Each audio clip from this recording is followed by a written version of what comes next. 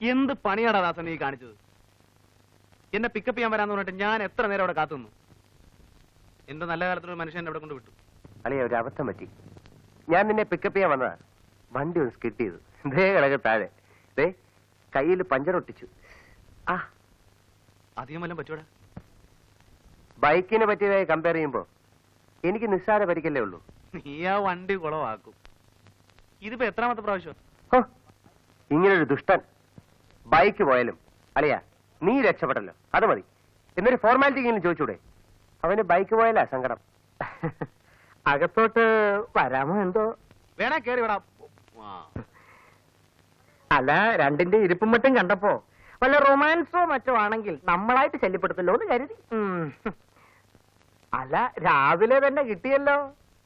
ഉരുണ്ട് വീണതോ അതോ തല്ലുകൊണ്ടതോ? പോടാ. കാര്യങ്ങൾ ഇത്രത്തോളം സ്ഥിതിക്ക് നമുക്കതിനൊന്ന് പിടിപ്പിക്കല്ലേ ദാസേ? ആ, തനിക്കിതൊന്നും പറ്റത്തില്ലല്ലോ.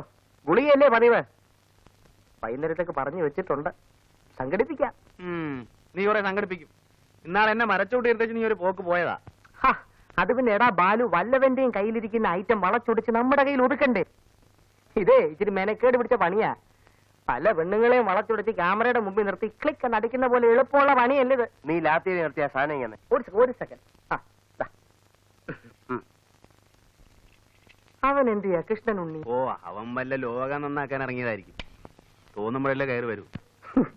ഇവിടെ ബാക്കിയുള്ളവർ ഇക്കണ്ട കളി മുഴുവൻ കളിച്ചിട്ട് ലോകം നന്നാവുന്നില്ല. പിന്നെ ഇനി കൃഷ്ണൻ ഉണ്ണി അവന്റെ കാര്യം പോക്കാടാ. കറക്റ്റ്. വലിച്ചു കേറ്റിക്കോ. വലിച്ചു മോന്തിരിക്കണ കണ്ടാ മതി.